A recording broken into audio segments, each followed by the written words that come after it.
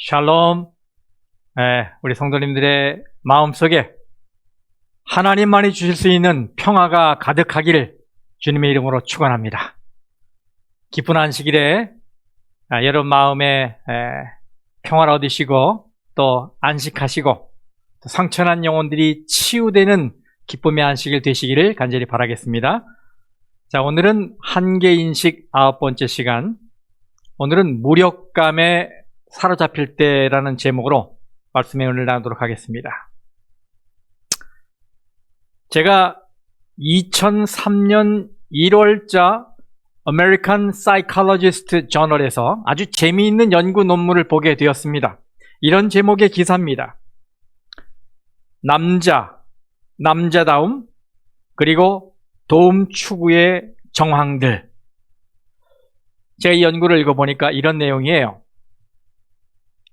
모든 남성이 다 그런 건 아니겠지만 많은 남성이 비슷한 유형의 행동을 한다고 하면서, 그것은 남성은 생활 속에서 문제가 발생했을 때 여성에 비해 전문가의 도움을 구하는 일을 잘 하지 않는다는 거예요. 예를 들어 남성은 길을 잃었을 때 도움을 요청하지 않다가 마지못해 길을 묻는 성향을 가지고 있고, 여성과 달리 이 자신의 상처받은 감정을 친구나 가족에게 잘 알리지 않고 전문가에게 필요한 도움을 구하는 것을 잘 하지 않는다는 거예요. 꼭 저를 향해 하는 말 같아요. 또 남성은 여성에 비해 병원에도 잘 가지 않고 어쩔 수 없이 병원에 가더라도 의사에게 질문을 별로 하지 않고 자신의 증상을 제대로 이야기하지 않는다는 겁니다. 그러면서 이것이 미국 남성이 여성보다 평균적으로 거의 7년 일찍 사망하는 이유고 15가지 주요 사망 원인이 더 높은 이유라고 말하고 있어요.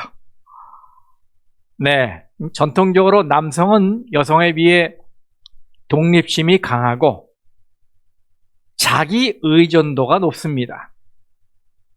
자기 자신을 필요 이상으로 믿는 거지요.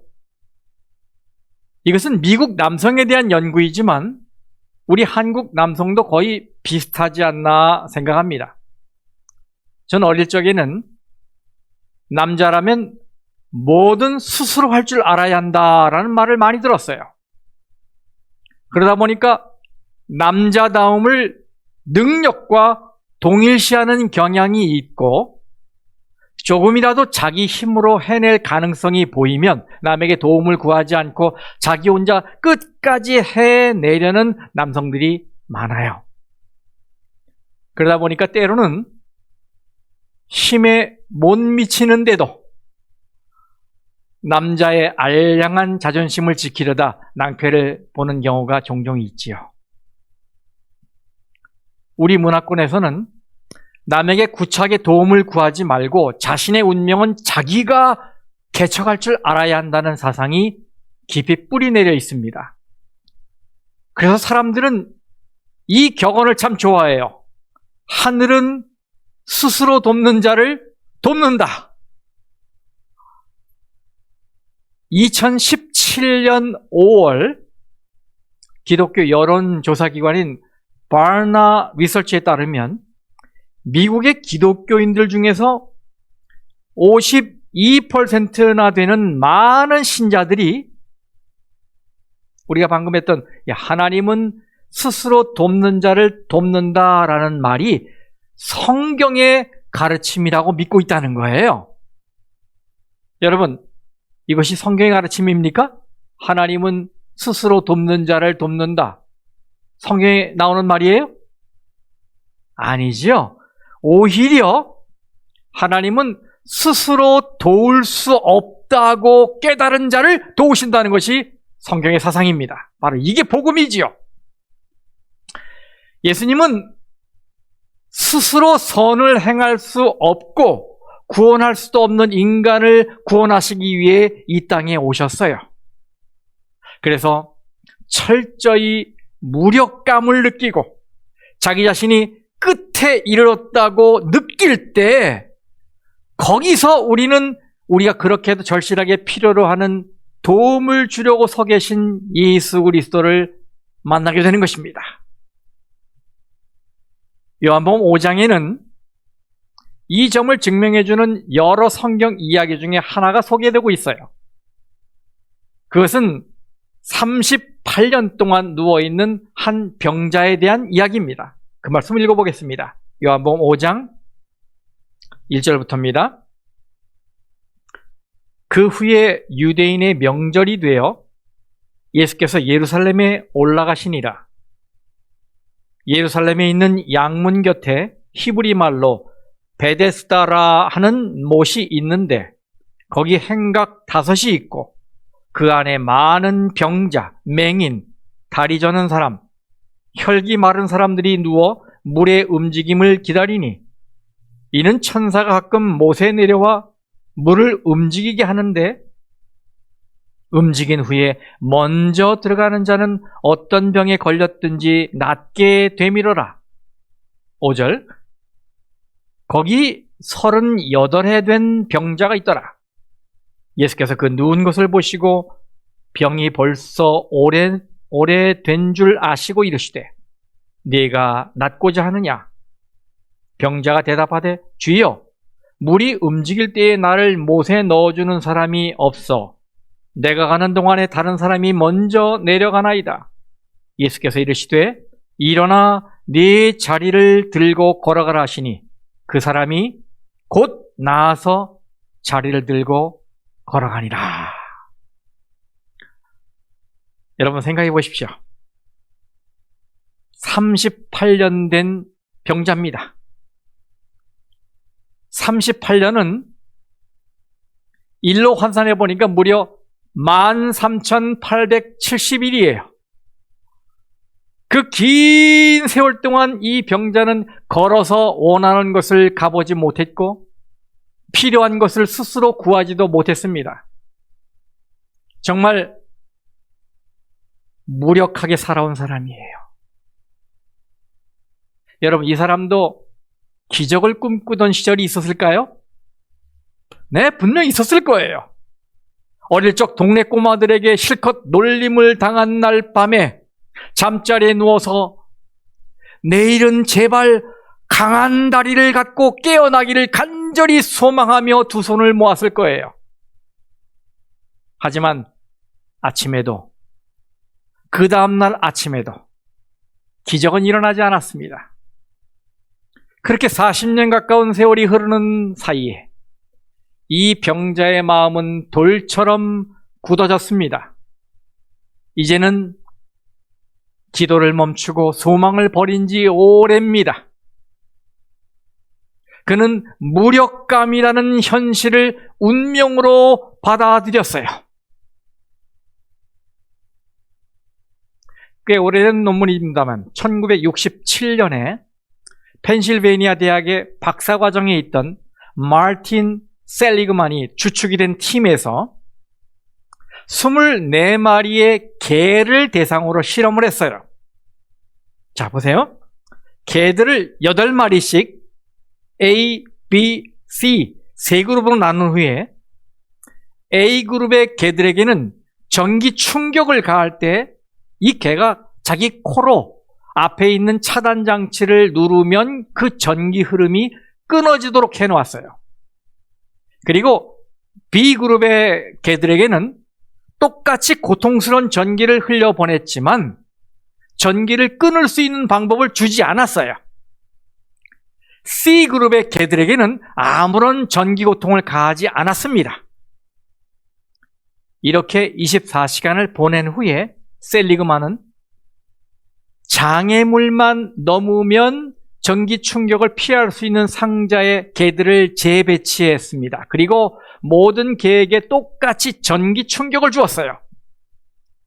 그랬더니 A그룹과 C그룹의 개들은 장애물을 훌쩍 뛰어넘어서 전기 충격을 피했어요. 그런데 B그룹의 개들은 고통스러운 전기 충격이 오는데도 장애물을 넘지 않고 고스란히 그 충격을 견디는 것이었습니다. 분명 충분히 도망갈 수 있는 환경임에도 불구하고 이 개들은 그 모든 고통을 감내하며 무기력하게 웅크려 있었던 거예요. 이 실험 결과로 나온 용어가 learned helplessness, 학습된 무력감입니다. 학습된 무력감. B그룹의 개들은 시간이 지나면서 나는 이 전기 충격에 대해 아무것도 할 수 없는 존재다. 아무리 노력하고 발버둥을 쳐도 나는 이 전기 충격에서 벗어날 수 없다라고 하는 무력감을 배운 거예요. 저는 이것이 사탄의 전략이라고 생각이 들었습니다. 사탄은 우리를 죄 한 번 짓게 하고 한 번 실패하게 하고 낙담하게 하는 걸 목표로 접근하는 게 아니에요. 사탄의 궁극적인 목표는 우리의 내면에 영적인 무력감을 심는 것입니다. 그런데 지금 많은 교인들이 이런 사탄의 계략에 마음을 빼앗기고 있어요. 어떻게 생각하는 겁니까? 나는 안 돼. 내 자녀는 더 이상 손을 쓸 수가 없어. 우리는 아무리 노력해도 이 자리를 벗어날 수 없어. 성도 여러분, 비록 우리는 전기 충격에 어쩔 줄 몰라 하는 개들처럼 무력한 존재인 건 사실이지만, 그러나 우리에게는 우리를 치유하기 위해 다가오시는 예수님이 계시다는 것을 잊지 마시기 바랍니다. 이 병자는 이스라엘 동북쪽 양의 문 근처에 있는 베데스다 연못가에서 살았어요. 이 연못은 치유의 연못으로 소문나 있었습니다. 가끔씩 천사가 내려와서 이 연못에 물을 움직이게 할 때 들어가는 사람은 병이 낫는다라는 이야기가 전해진 연못입니다. 여러분, 환자에게 병 고쳐준다는 말처럼 감사한 말이 또 있을까요? 중병이라면 더더욱 그렇지요. 그런데 문제는 연못가에 있는 사람들이 연못에서 한시도 눈을 뗄 수가 없었다는 겁니다. 물이 움직일 때 먼저 뛰어 들어가야 하니까 얼마나 그곳에 집중했겠습니까? 하지만 그렇게 기다리는 것보다 더 딱한 사실이 있는데, 그것은 단 한 명만 고침을 받는다는 거예요. 물이 움직일 때 들어가는 사람 전부가 고침을 받는다면 그 연못은 정말 자비의 집이요, 은혜가 넘치는 치유의 현장이 되었을 텐데, 현실은 그렇지 못했어요. 오히려 가장 먼저 들어가는 한 사람만 고침을 받는다니, 그것은 은혜와 회복의 장소라기보다는 생사의 기로에 놓인 사람들의 살벌한 싸움터여 서바이벌 게임장이 되었을 것이 분명해요. 한번 상상해 보십시오. 내가 암에 걸려 당장 죽게 되었는데 치료제를 다른 사람에게 양보할 사람이 몇이나 있겠습니까?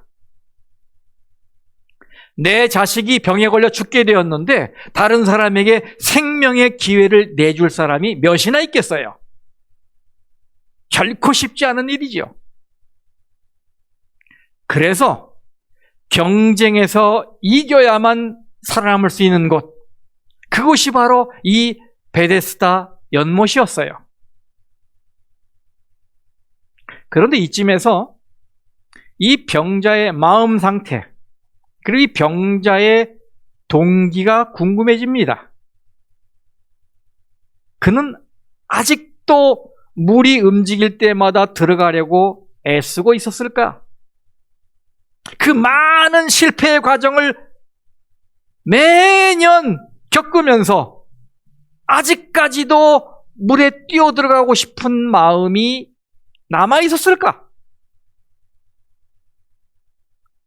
물론 처음에 그곳에 왔을 때는 분명 희망으로 부풀어 올랐을 거예요. 오늘은 병이 나을 수 있겠지.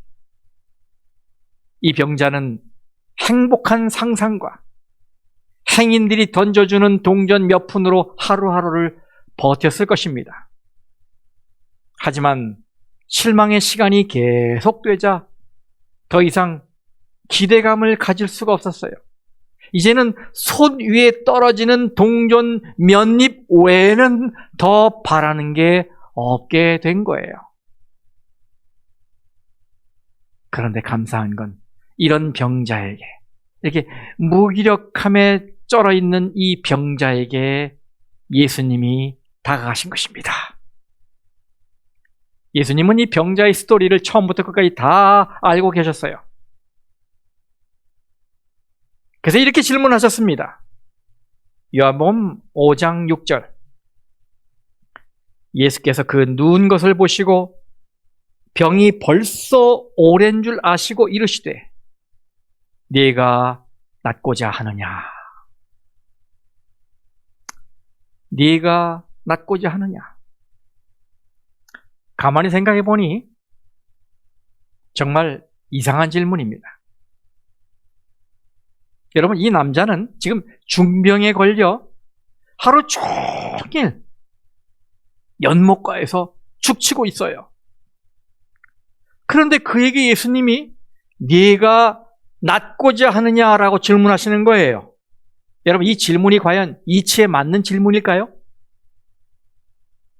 이것은 마치 피트니스 센터에서 열심히 땀을 비 오듯 흘리며 운동하는 한 뚱뚱한 남성에게 당신 살 빼기를 원합니까? 라고 질문하는 것 같아요. 너무나 당연한 질문 아닙니까? 그래서 더 어리석은 질문처럼 들리지요. 하지만 예수님이 허튼 소리를 하실 분이 아니잖아요. 그래서 이 질문 속에 뭔가 깊은 뜻이 들어있는 게 분명합니다. 다시 말하면 의도가 있는 질문이었다는 말이에요. 저는 목회를 하면 할수록 예수님의 이 질문이 이해가 갑니다. 답이 뻔할 것 같지요? 하지만 전혀 그렇지 않습니다.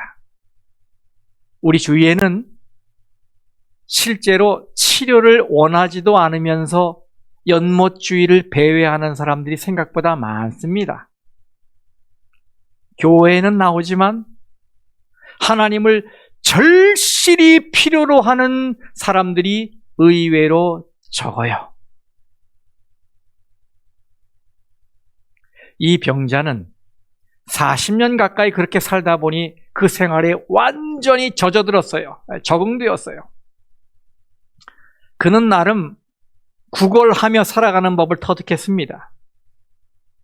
몸은 아프지만 그래도 남들처럼 허리가 휘도록 일하지 않아도 먹고 살 수는 있으니 아이고 참 다행이다라는 생각을 했는지 모르겠어요. 이 병자의 집은 거적댁이었고 그의 마을은 연못가였습니다. 그런데 우리에게서 종종 이 병자와 같은 모습이 나와요. 사는 게 다 그런 거지 뭐. 이렇게 말하면서 그냥 현재의 삶이 하나님이 원하시는 삶이라고 멋대로 단정해버립니다. 도전하고 열망을 품는 것에 지친 거지요. 네, 무력감에 빠져 있는 거예요. 제가 BBC 뉴스 인터넷판을 보다가 너무나 엄청난 기사를 읽게 되었어요. 그것은 34살 난 한 여성의 난소에서 자기 몸무게의 2배가 넘는 303파운드, 즉 137.6kg에 달하는 다낭성 튜머, 종양을 제거한 의학 기록이었어요. 이것이 1991년 기네스북에 올라가 있어요.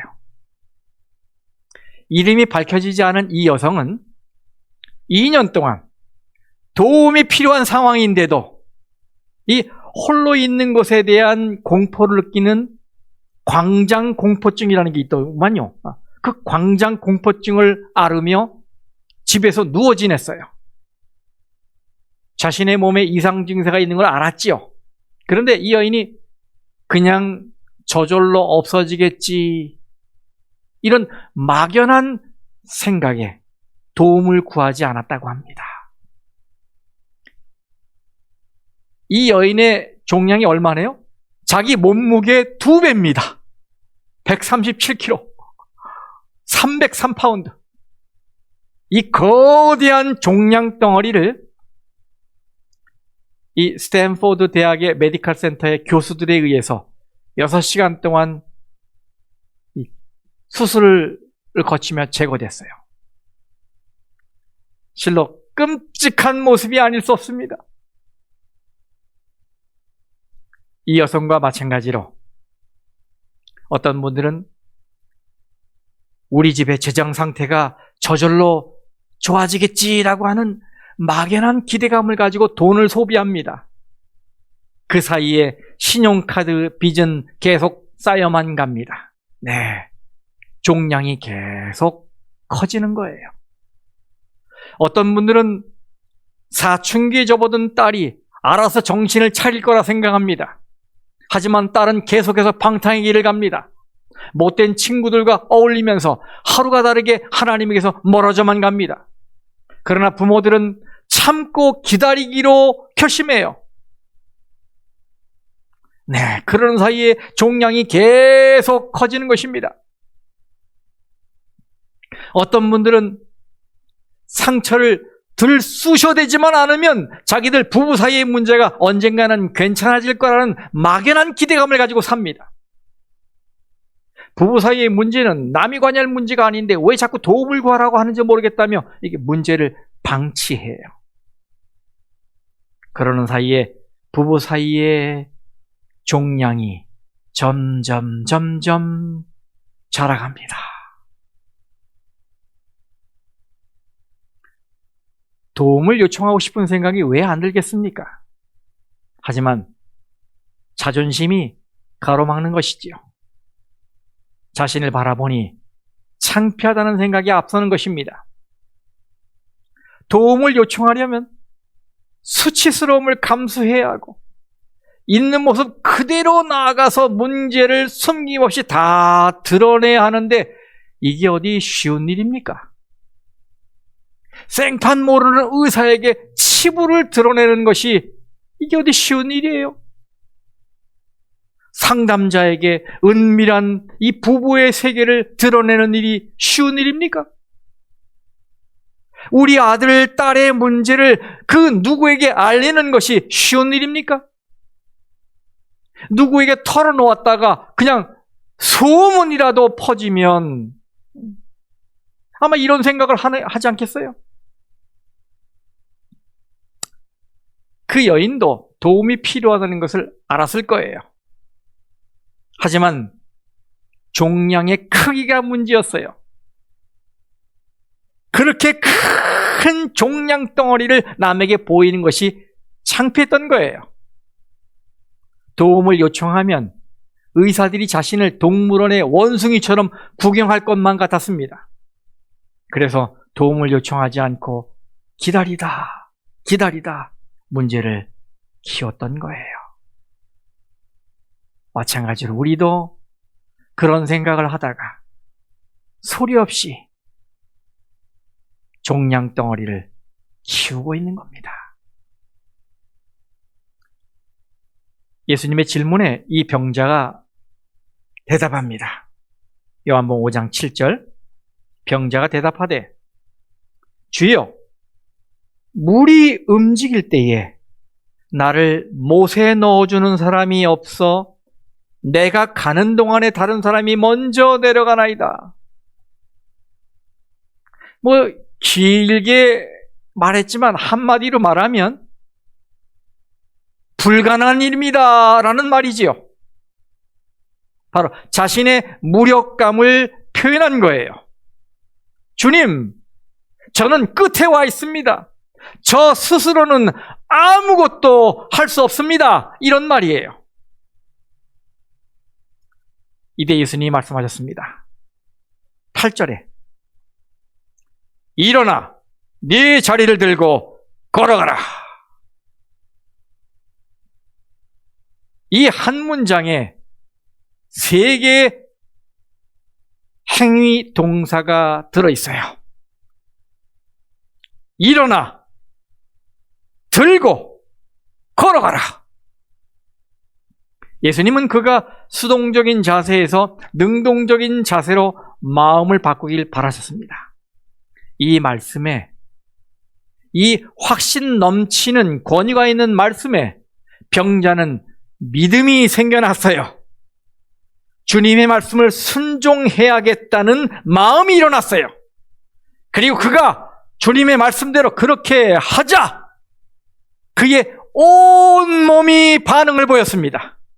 모든 신경과 근육이 새로운 생명으로 약동하고 불교였던 그의 사지는 건강하게 움직였습니다. 이제 그는 제 발로 일어서서 하나님을 찬양하며 다시 찾은 힘을 기뻐하면서 힘찬 발걸음으로 나아갔습니다. 와, 성도 여러분, 예수님은 오늘도 우리에게 다가오셔서 일어나라, 이부자리를 개고 걸어가라, 희망을 품고 달려가라고 말씀하십니다. 성도 여러분, 예수님의 도움을 받기 위해 오디션을 보지 않아도 됩니다. 우리에게 필요한 것은 그저 우리의 무기력을 예수님 앞에 내려놓는 것뿐입니다. 우리가 끝에 이르렀음을 고백하면 바로 그곳에서 예수님이 우리를 만나주시고 우리를 위해 일을 시작하십니다. 그러므로 우리가 무력감에서 벗어나 삶의 의미를 찾고 회복될 수 있는 길은 내 방법을 고집할 때가 아니고 경쟁에서 이길 때가 아니고 오직 예수님을 만날 때 시작되는 것임을 믿으시기 바랍니다. 예수님은 오늘 이 시간에 우리가 예수님을 만나길 바라십니다.